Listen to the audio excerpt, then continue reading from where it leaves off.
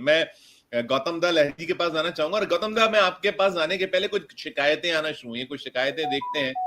तेजस्वी यादव ने कुछ शिकायतें की, उनकी शिकायतें हैं कि छठ पर तो ट्रेन की उपलब्धता नहीं थी, लेकिन अभी वोटों के लिए या इसके लिए बहुत जमकर व्यवस्थाएं की गई केंद्र की सरकार। या उनकी जो शिकायत सुनी। भाई वापस आ रहे हैं बिहार ट्रेनों से, जरा सोचिएगा कि आप बिहार से बाहर क्यों गए हो। आप बिहार से बाहर इसलिए गए हैं क्योंकि बिहार में रोजी रोटी नहीं है, रोजगार नौकरी नहीं है, कारखाने इंडस्ट्री नहीं है, उद्योग नहीं है। इस कारण से आप जो है अपने परिवार से बिछड़ करके आप दूर गए हो। 11 साल से नरेंद्र मोदी जी प्रधानमंत्री है, क्या एक भी सुई का कारखाना खोला? क्या एक भी उद्योग बिहार में लगाए उन्होंने? क्या आईटी हब बनाया बिहार में? क्या व्यवस्था उन्होंने की? शुगर मिल, जूट मिल बंद है, एक भी खोला उन्होंने? कुछ नहीं दिया बिहार को। फैक्ट्री लगवाया गुजरात में, और विक्ट्री चाहिए बिहार में, ये होने वाला नहीं है। आप सब लोग जानते हैं कि ये फैक्ट्री गुजरात में लगाएंगे और आधे सस्ते रेट पर आप लोगों को ट्रेन से वो गुजरात भेजेंगे, पंजाब भेजेंगे, दूसरे राज्य भेजेंगे, अपने परिवार से दूर रहने को मजबूर करेंगे। एक मौका आप लोग जरूर तेजस्वी को दीजिएगा। कोई भी ऐसा बिहार बनाया जाएगा कि कोई भी हमारा बिहारी भाई बहन दूसरे प्रदेश कमाई के लिए, दवाई के लिए, पढ़ाई के लिए बाहर नहीं जाना पड़ेगा। सारी सुख सुविधा बिहार में उपलब्ध महागठबंधन की सरकार कराएगी जब तेजस्वी की सरकार बनेगी। और जरा ध्यान दीजिएगा आप सब लोग, हो सकता है इस ट्रेन में फर्जी वोटरों को भी जो है भेजा जा रहा हो, तो अपने अपने बूथ में, अपने अपने गांव में अगर आप किसी को जानते नहीं हैं, वो वहां का नहीं है, तो जरूर आप लोग शिकायत कीजिएगा इलेक्शन कमीशन में, क्योंकि ऐसा कई बार जो है हुआ है, अलग अलग राज्यों में भाजपा के लोगों ने किया है। तो इसलिए आप सब लोगों से ये बात हम करना चाहते हैं। और भी ये एक चीज और दिखाता हूँ, तेजस्वी यादव ही है, एक अपील बताई जा रही है डेस्क से, इसको भी सुनिएगा, मैं आपसे सवाल करता हूँ। तेजस्वी यादव, आप सभी लोगों से अपील है कि आज मतदान करें, और आप सब लोगों से अपील है कि जहां भी हमारे महागठबंधन के प्रत्याशी लड़ रहे हैं, उनको भारी बहुमत से, भारी मतदान करके आप लोग विजय बनाने का काम करें और इस खटारा सरकार को बदलने का काम करें। नया बिहार हम लोगों को बनाने का काम करना है, विकसित बिहार बनाना है, बिहार को नंबर 1 बनाना है।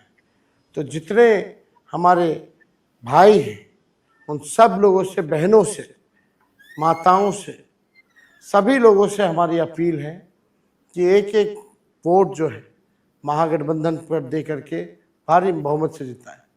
भ्रष्टाचार मुक्त, अपराध मुक्त बिहार बनाने का काम करें। और जितने भी हमारे कोचिंग में पढ़ रहे हैं भाई बहन हैं, ज़रूर अपनी माताओं को आप लोग जो है हकीकत बताने का काम करें कि बिहार में ना कोई नौकरी है, ना कोई रोजगार है, ना कोई इंडस्ट्री है, ना कोई कारखाना है, ना आईटी पार्क है, ना SEZ है, ना डेटा सेंटर है, ना एग्रो बेस्ड इंडस्ट्री है, ना फूड प्रोसेसिंग यूनिट्स है। लोग जो है बड़े तादाद में जो है बाहर कमाई के लिए, पढ़ाई के लिए, दवाई के लिए पलायन कर रहे हैं। कि आज आप सब लोग बूथों पर मुस्तैद रहिएगा। कहीं कोई अगर बेईमानी करना चाहे, कहीं अगर कोई साजिश रचना चाहे, कहीं अगर कोई वोट जो है स्लो कराना चाहे, तो ज़रूर इलेक्शन कमीशन में कंप्लेन कीजिएगा और मुस्तैदी से जो है चौकन्ने रहने का काम कीजिएगा। और हमारा तो पिछला चुनाव का पूरा हमारे पास सारा प्रूफ भी है कि कौन कौन अधिकारियों ने क्या क्या काम किया है।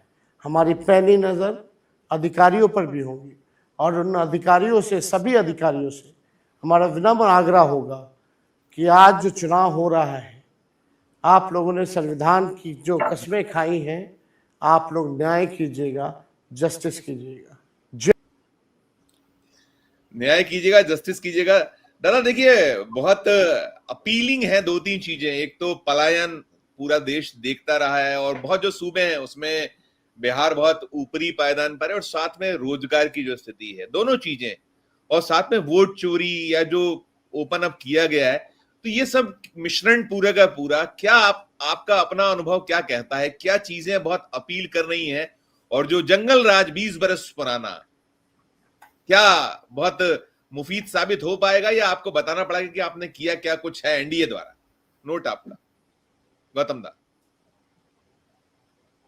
अनम्यूट दादा, अनम्यूट कीजिएगा प्लीज। और मैं अभिषेक मिश्रा सहयोगी का स्वागत करूंगा, अपने साथी का। नमस्कार को सबको मेरा नमस्कार। सबसे पहले बात तो है कि देखिए, हम लोग चुनाव जो मध्य प्रदेश, हरियाणा, महाराष्ट्र सब जगह पे देखा, जो ग्राउंड रियलिटी का रिपोर्टिंग जो मेन स्ट्रीम पत्रकार ने किया था, उसका नतीजा में हम दूसरा कुछ चीज देखा, जिसका खुलासा कल राहुल गांधी ने किया। जो नीतीश कुमार का सरकार बिहार में है, अभी भी जितना मैं रिपोर्टिंग देखा मेन स्ट्रीम अखबार में, भूल जाइए सोशल मीडिया की यूट्यूब चैनल, उसमें कहीं ऐसे नहीं लगा कि नीतीश कुमार का जीत निश्चित है। आपका चैनल में सबसे पहले जो आपने दिखाया, जो वोट चोरी का जो एक नमूना, एक महिला का वोट नहीं देने दिया गया है। अगर वो किसको वोट देने चाहते थे वो क्लियर है, वो कम से कम एनडीए गठबंधन के खिलाफ वोट देने आई थी, लेकिन उसको वोट नहीं देने दिया। तो कहा जाता है ना कि मॉर्निंग शोज द डे। तो आपने सबसे पहले जो दिखाया कि नतीज ग्राउंड रियलिटी में जो है, आज सारे विश्लेषण, सारे कुछ आकलन, क्या कास्ट फैक्टर, क्या गठबंधन, कोई मायने नहीं रख रहा है। आज तो समय आया है कि चुनाव आयोग के खिलाफ जनता को सड़क पे उतरना, क्योंकि चुनाव आयोग जो जवाब दे रहा है, आप देखिए, वो कह रहा है कि आपने क्यों कोर्ट में क्यों नहीं किया, आपने क्यों शिकायत नहीं किया। आप फाइनल वोटर लिस्ट आप चुनाव का ठीक पहले दे रहे हैं। चुनाव का ठीक पहले वोटर लिस्ट लेके एक उम्मीदवार वो अपना जांच करेंगे ना चुनाव प्रचार में लगेंगे, तब तो उसको समय नहीं होता है। ये जो ब्राजीलियन मॉडल को जो दिखाई दिया, पता नहीं बिहार में कौन सा मॉडल आएगा, वेनेजुएला मॉडल ना कौन आएगा। तो लेकिन इसका जो पता तो चलेगा चुनाव के बाद ही ना, सब तो समय मिलता है उम्मीदवार को। लेकिन मेरा कहना सिंपल ये है, चुनाव आयोग जो बोल रहा है कि असली मेरिट मुद्दे को जवाब नहीं दे रहा है कि क्यों ब्राजीलियन मॉडल है इसमें, चुनाव का जो वोटर लिस्ट में क्यों 0 नंबर हाउस में 100 वोटर रह रहे हैं, क्यों उनका अपना बयान का वो खुद सबूत है। ये नहीं है कि कोई शिकायत हो रहा है, हवा में शिकायत नहीं, सबूत देके जो शिकायत हो रहा है, वो मेरिट में उस शिकायत का मेरिट में जवाब क्यों नहीं आ रहा है, वो उसका जवाब वो नहीं दे रहा है। उसको जवाब दे रहा है गोलमोल करके कि आपने शिकायत क्यों नहीं किया। और बीजेपी का तो कहना कि बीजेपी खुलेआम, अभी तो जो बीजेपी वहां पे जो एनडीए लड़ रहा है, एनडीए में तो नया, पहले तो था एनडीए के साथ एक घटक दल था ईडी, अभी तो चुनाव आयोग भी एक घटक दल के रूप में काम कर रहा है ना। बीजेपी इसलिए आराम से बैठा है कि भले ही तुम जो भी करो, जो हरियाणा का सीएम चुनाव का बात कहा था, हमने तो व्यवस्था करके रखे है, तो यहाँ पे भी नीतीश कुमार निश्चित है कि व्यवस्था करके किसी ने रखा है। तो ये जो स्थिति है, ये भयंकर, देश को, जो हमारा देश में कोई प्रधानमंत्री नहीं रहा जो बैलेट से हारा, नेहरू छोड़ के। तो इस तरह का भारत का लोकतंत्र का सारी दुनिया में एक गर्व होता है कि यहाँ पे कोई सेना से कोई सरकार नहीं जाते हैं, यहाँ से कोई आके सड़क पे कोई कुछ लोग आ गया और सत्ता में कब्जा कर लिया, ऐसे नहीं होता है। यहाँ पे लोग बैलेट में, वोट में सरकार को हराते हैं और सर किसी अपना पसंदीदा सरकार चुनते हैं। ये भारत का लोकतंत्र है। लेकिन 2014 के बाद यही लोकतंत्र के ऊपर एक सवाल खड़ा हो गया है, क्या ये लोकतंत्र है, न जिसको कहा जाता है इलेक्टोरल ऑटोक्रेसी है, जिसमें शामिल है खुद जो जिसको निष्पक्ष रेफरी होना है, वो रेफरी प्लेयर बन के खेल रहा है। क्रिकेट टीम में 11 प्लेयर होता है, यहाँ पे 11 प्लेयर के साथ 12 प्लेयर मैदान में है। ऐसे कोई लोकतंत्र कभी देखा है कोई? बिहार ऐसे एक चुनाव है बीजेपी का सारा, आप जितना भी आकलन करें, देखिए बहुत सारी चीज तो उभर देखना है, बात तो सही है, क्योंकि प्रशांत किशोर नायक जन स्वराज पार्टी खोला, उसका इम्पैक्ट होगा कि नहीं होगा, क्या होगा, क्यों उनका पार्टी को बीजेपी दबा रहा है, क्यों उनका उम्मीदवार को जबरदस्ती मैदान से हटा रहा है, क्यों एक उसका मैदान को प्रलुब्ध करके काली भाजपा में ज्वाइन कराया गया है, तो मतलब क्या प्रशांत किशोर एक फैक्टर है कि नहीं है, ये देखना चाहिए, क्योंकि बिहार में जो बहुत सारी सीटों में जो डिफरेंस ऑफ वोट था, वो बहुत जगह पिछले रिजल्ट का सबको पता है क्या हुआ था, तो उस जगह पे इतना मार्जिनल सीट में जो जीता है उसके जगह कोई तीसरा कोई फोर्स आके किसका उसका इम्पैक्ट होगा, ये देखने वाली है। तीसरी बात है कि एसआईआर जो हुआ है, जो खास तौर पे जो मिथिलांचल और बाकी जो अंचल में जो हुआ है, सीमांचल, उसका इम्पैक्ट क्या है, उसका इम्पैक्ट होगा कि नहीं होगा, ये तो चीज तो सर देखिए 20 साल के ऊपर कोई एंटी इनकम्बेंसी है ही नहीं, ये तो गलत बात है। बिल्कुल बिल्कुल। गलत बात इसलिए है कि एंटी इनकम्बेंसी तो है, सबसे बड़ी बात है बिहार एक जगह है जो बाकी हिंदी बेल्ट से अलग है। मैं मानता हूँ बिहार यूपी नहीं है, बिहार का जनता जागरूक है, बिहार का जनता भारत का आजादी से, भारत का लोकतंत्र बचाने के लिए लड़ा है, ये है बिहार का जनता। बिहार का जनता का अगर कोई ऐसे सोचेंगे कि वो सीधा साधा है, कोई भी हम करेंगे, गरीब अनपढ़ जवान है, बिहार में काम करते हैं, इनके उसका पॉलिटिकल एक्यूमेंट जो है बहुत बड़ा है, बहुत बड़ा, उसका बहुत श्रद्धा और नमन करना चाहिए सबको। वो मुझे लग रहा है वो जवाब जेनजी वो जवाब देंगे इस बार, इसलिए देंगे कि उसका अधिकार किसी ने छीन रहा है, ये अधिकार जो है जो छीन रहा है, इसका जवाब भाई देखना है कि सारे दिन में जो चुनाव हो रहा है, इसका जवाब ऐसे जो महिला चले गए, ये महिला तो अपने गांव में जाके भी बताएंगे ना, हमको वोट नहीं देने दिया, उसके लिए जनता जो वोट दे पाएंगे, जो बीजेपी को वोट देने चाहते थे, वो अभी उल्टा वोट देगा, ये मैं कहना है। तो इसलिए रिजल्ट क्या होगा वो अलग बात है, रिजल्ट शायद तो बीजेपी तय करके रखा है, बाकी जो मैदान में खेल हो रहा है देखने के लिए खेल रहा है, टाइम पास टाइप एक हो रहा है। इसलिए संजीव जी बहुत चीज और भी चीज बताना है, आगे बताएंगे, बाकी पैनलिस्ट का बात भी सुनता हूँ। मैं तो ओवरव्यू दिल्ली से बैठ के दे रहा हूँ, खासतौर पे मैं तो सभी पढ़ के दे रहा हूँ, आपका चैनल सुन के जो मेरा ज्ञान हुआ उसी हिसाब से बोल रहा हूँ।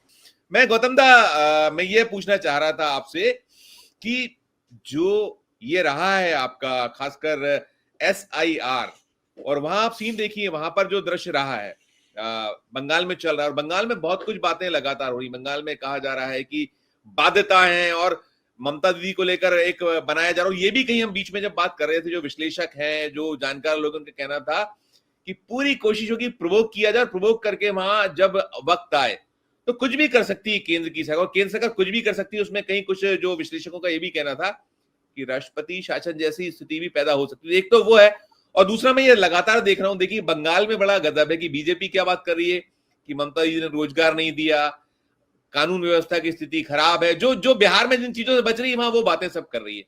तो दोनों को आप क्लब करके बिहार के सीन पे और बंगाल के दृश्य पे आपकी अपनी राय, आपका अपना विश्लेषण, गौतम दा लहरी।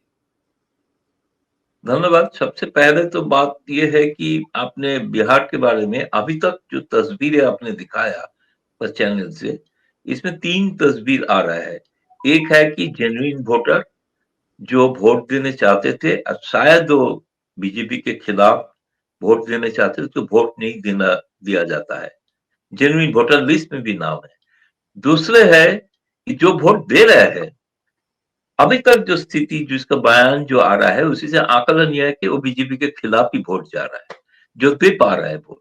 और बाकी लोगों ने जो जागरूकता पैदा हुआ है, मुझे लगता है कि जो वोट तो दे पाएंगे, लेकिन लालन सिंह जैसे बोल दिया व्यवस्था की बात, वो बात तो आपको 14 तारीख को ही पता चलेगा।